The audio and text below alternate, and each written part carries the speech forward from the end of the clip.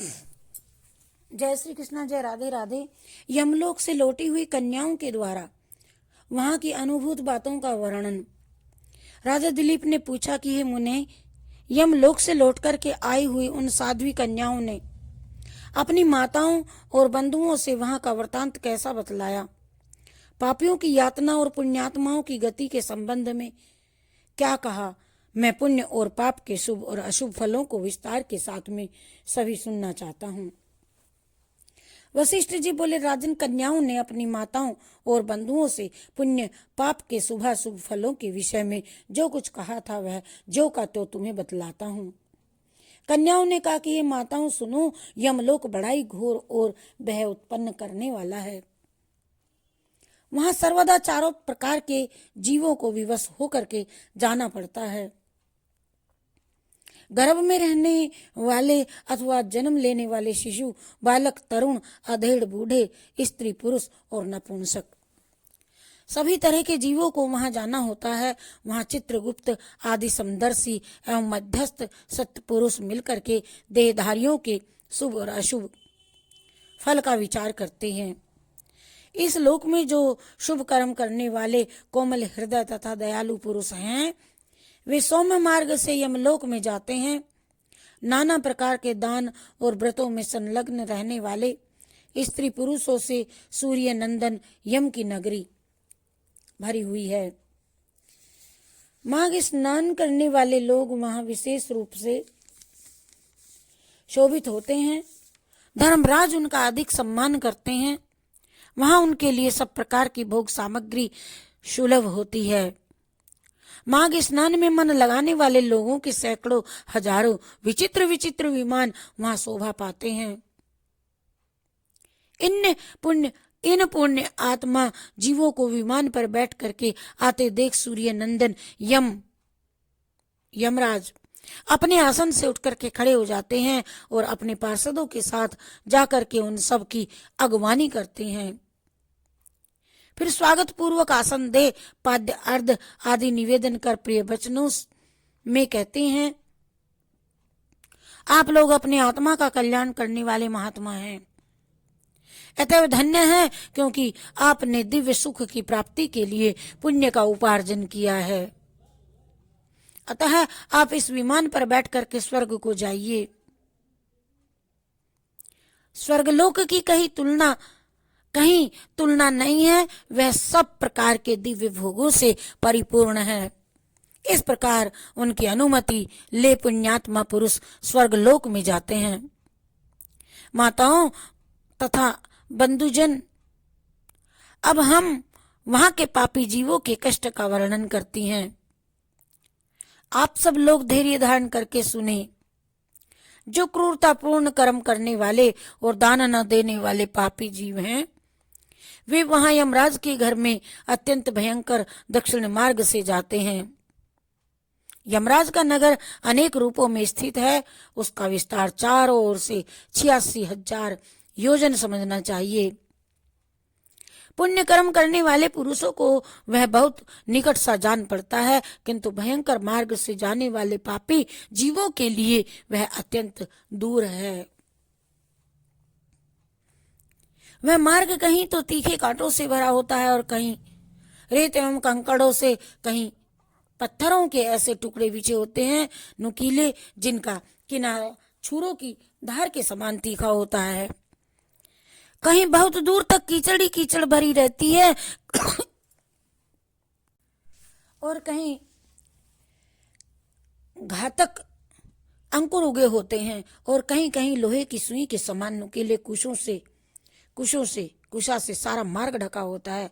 इतना ही नहीं, कहीं कहीं बीच रास्ते में वृक्षों से भरे हुए पर्वत होते हैं, जो किनारे पर भारी जल प्रवाह के कारण अत्यंत दुर्गम जान पड़ते हैं। कहीं रास्ते पर दहकते हुए अंगारे बिछे रहते हैं। ऐसे मार्ग में पापी जीवों को दुखित होकर के जाना पड़ता है। और कहीं ऊंचे नीचे गड्ढे, कहीं फिसला देने वाले चिकने ढेले, कहीं खूब तपी हुई बालू और कहीं तीखी कीलों से वह मार्ग व्याप्त रहता है। कहीं कहीं अनेक शाखाओं में फैले हुए सैकड़ों वन और दुखदायी अंधकार है, जहां कोई सहारा देने वाला भी नहीं रहता। कहीं तपे हुए लोहे के कांटेदार वृक्ष, कहीं दावानल, कहीं तपी हुई शिला और कहीं हिम से वह मार्ग आच्छादित रहता है। कहीं ऐसी बालू भरी रहती है जिसमें चलने वाला जीव कंठ तक धंस जाता है और बालू कान के पास तक आ जाती है। कहीं गर्म जल और कहीं कंडों की आग से यमलोक का मार्ग व्याप्त रहता है। कहीं धूल मिली हुई प्रचंड वायु का बवंडर उठता है और कहीं बड़े बड़े पत्थरों की वर्षा होती है। उन सबके पीड़ा सहते हुए पापी जीव यमलोक में जाते हैं। रेत की भारी वृष्टि से सारा अंग भर जाने के कारण पापी जीव रोते हैं। महान मेघों की भयंकर गर्जना से वे बारंबार थर्रा उठते हैं। कहीं तीखे अस्त्र शस्त्रों की वर्षा होती है जिससे उनके सारे शरीर में घाव हो जाते हैं। तत्पश्चात उनके ऊपर नमक मिले हुए पानी की मोती धाराएं बरसाई जाती हैं।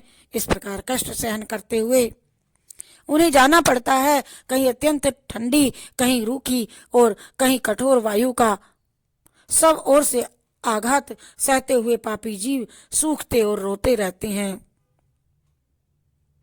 इस प्रकार वह मार्ग बड़ा ही भयंकर है। वहां राह खर्च नहीं मिलता, कोई सहारा देने वाला नहीं रहता। वह सब ओर से दुर्गम और निर्जन है। वहां और कोई मार्ग आकर के नहीं मिला, उस मार्ग में कोई और मार्ग नहीं मिला है। वह बहुत बड़ा और आश्रय रहित है। वहां अंधकार ही अंधकार भरा रहता है। वह महान कष्टप्रद और सब प्रकार के दुखों का आश्रय है।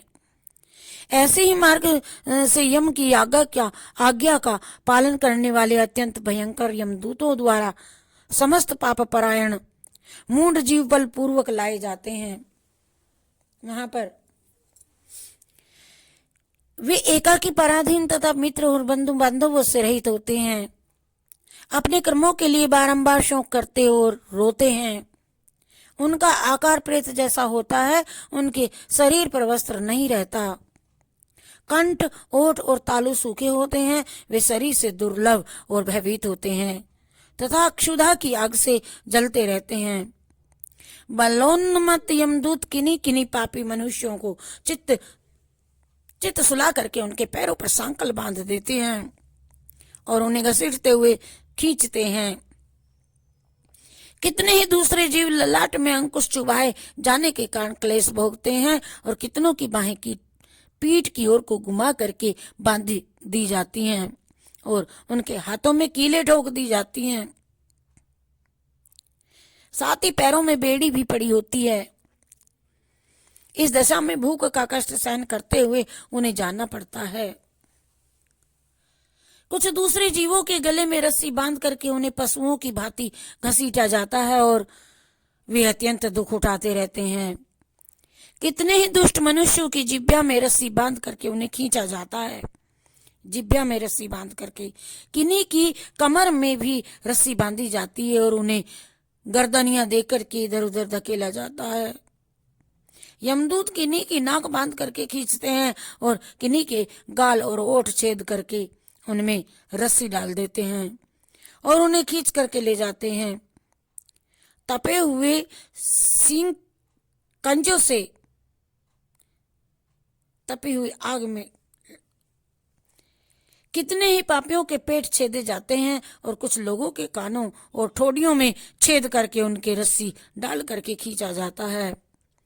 किन्हीं के पैरों और हाथों के अग्रभाग काट लिए जाते हैं। किन्हीं के कंठ और तालुओं में छेद कर दिया जाता है। किन्हीं के अंडकोश कट जाते हैं और कुछ लोगों के समस्त अंगों की संधियां काट दी जाती हैं। किन्हीं को भालों से छेदा जाता है, कुछ भालों से घायल किए जाते हैं और कुछ लोगों को मुदगरों तथा लोहे के डंडों से बारंबार पीटा जाता है और वे निराश्रय होकर के चीखते चिल्लाते हुए इधर उधर भागा करते हैं। प्रज्वलित अग्नि के समान कांति वाले भांति भांति के भयंकर आरों और भिंदी पालों से उन्हें विदीर्ण किया जाता है और वे पापी जीव पीप तथा रक्त बहाते हुए घाव से पीड़ित होते और कीड़ों से डसे जाते हैं। इस प्रकार उन्हें विवश करके यमलोक में ले जाया जाता है। वे भूख प्यास से पीड़ित होकर के अन्न और जल मांगते हैं और धूप से बचने के लिए, छाया के लिए प्रार्थना करते हैं और शीत से व्यथित होकर के तापने के लिए अग्नि मांगते हैं। जिन्होंने उग्र वस्तुओं का दान नहीं किया होता वे उस पाथे रहित पथ पर इसी प्रकार कष्ट सहते हुए यात्रा करते हैं। इस प्रकार अत्यंत दुखमय मार्ग से चल करके वे जब वे प्रेतलोक में पहुंचते हैं तब दूत उन्हें यमराज के आगे उपस्थित करते हैं। उस समय वे पापी जीव यमराज को भयानक रूप में देखते हैं और वहां असंख्य भयानक यमदूत को जो काजल के समान काले और वहां वीर और अत्यंत क्रूर होते हैं, हाथों में सब प्रकार के अस्त्र शस्त्र लिए मौजूद रहते हैं। ऐसे ही परिवार के साथ बैठे हुए यमराज तथा चित्रगुप्त को पापी जीव अत्यंत भयंकर रूप में देखते हैं। यमलोक से लौटी हुई कन्याओं के द्वारा वहां की अनुभूत बातों का सभी का ये वर्णन किया जा रहा है। माघ मास के महीने में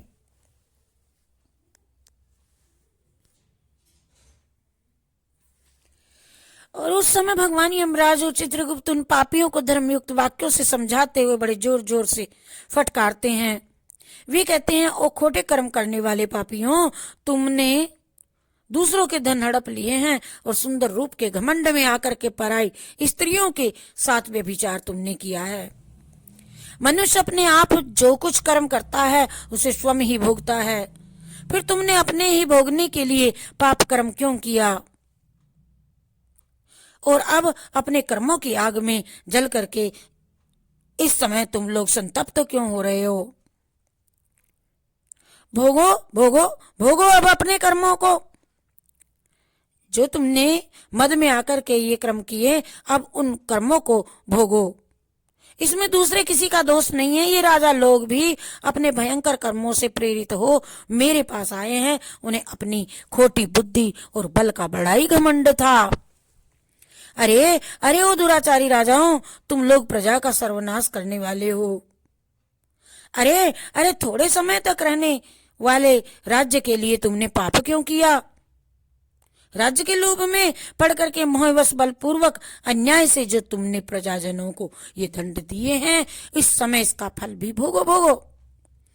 कहते हैं, कहाँ है वह राज्य और कहाँ गई मेरी रानी जिसके लिए तेरी रानी।